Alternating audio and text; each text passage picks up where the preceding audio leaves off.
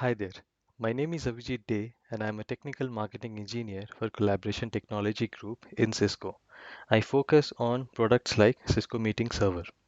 I also focus on emerging technologies like Microsoft Teams, Cloud Video Interop, and WebEx Meetings APIs. It was very interesting for me to create this content, and I hope you find my content helpful in some way or other. Let's begin. WebBridge is the module in CMS that enables the capacity to join the meetings through WebRTC. This module also enables space management, which is the ability in the user to create their own spaces, add members to the spaces, create host and guest type meetings, and more. CMS 2.9 has introduced the new version of WebBridge called the WebBridge 3. This is a completely newer architecture than the older WebBridge 2. WebBridge 2 is still supported in the current release but will be removed in coming releases. The new WebBridge 3 has a lot of improvements. The next few slides have the screenshots.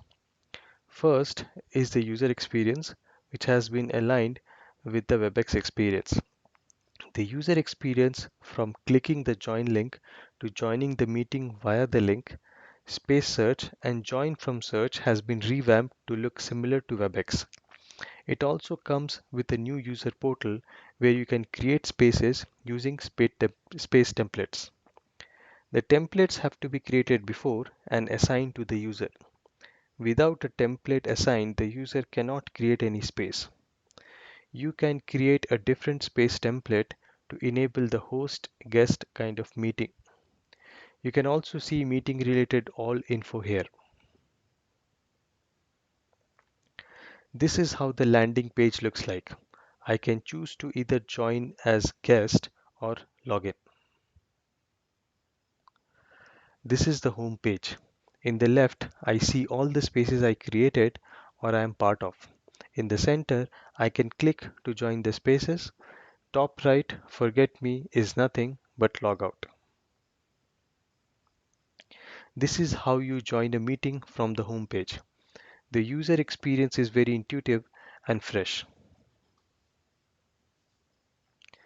This is how you can see all details of a space. You can see the click to join link from browsers, SIP URI to dial in from video endpoints, and any passcodes that you have set. You can edit the information and click to send emails from here. Creating a space is as easy as clicking on the plus sign on top left and start creating from the space template options. A user can create a space only if a space template is assigned to this user. Few key points on the WebBridge 3. The WebRTC client for WebBridge 3 is called CMS Web App. The WebRTC client for the old WebBridge 2 was called CMA WebRTC.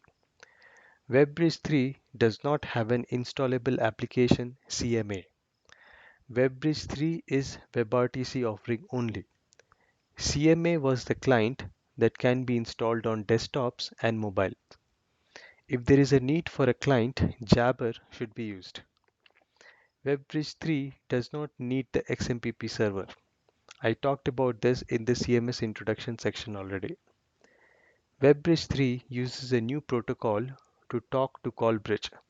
This needs a new port for communication and has to be secured using certificates. The browsers supported are Chrome, Safari, Windows-based Firefox, and Chrome-based Edge. Custom email invites can be sent. Some features are removed permanently in WebBridge 3. WebBridge 2 has these features. It is a strategic decision to remove the features like persistent chat, point-to-point calls between WebRTC clients, and new participant join notification. Non-persistent chat will be supported in a later release. This slide shows the difference in the architecture between the two web bridges. In WebBridge 2, there was an unnecessary communication with the XMPP server. This became the bottleneck of communication between the call bridge and web bridges. Secondly, the XMPP server demanded the communication between the WebBridge client and WebBridge 2 server to be synchronous. This resulted in an active connection even when the user is just logged in. This is the very reason why WebBridge 2 had low scale limits. In WebBridge 3, the removal of XMPP server has solved both the problems. WebBridge 3 in CMS 2.9 is the first phase, so there are some limitations. These limitations will be removed in the next releases. I'm not going through the list. Please pause this video and go through the list. Let's talk about the scale numbers. For the calls, the scale is 80% of SIP call capacity of the CMS server. CMS 1000 has 96 HD port capacity, so it can have 75 WebRTC calls in HD resolution, and CMS 2000 can have 560 WebRTC calls in HD resolution. Maximum participants of 450 limit still exists even for WebRTC calls. A single cluster can have maximum 2080 participants per conference for web app participants. The previous WebBridge limit was 500 per cluster. Web app can support maximum 17 calls per second in CMS 2.9 release. There is no limit to the number of web app users logged in. These are the users who have logged in for just space management and not for the calls. Expressway capacity is also important.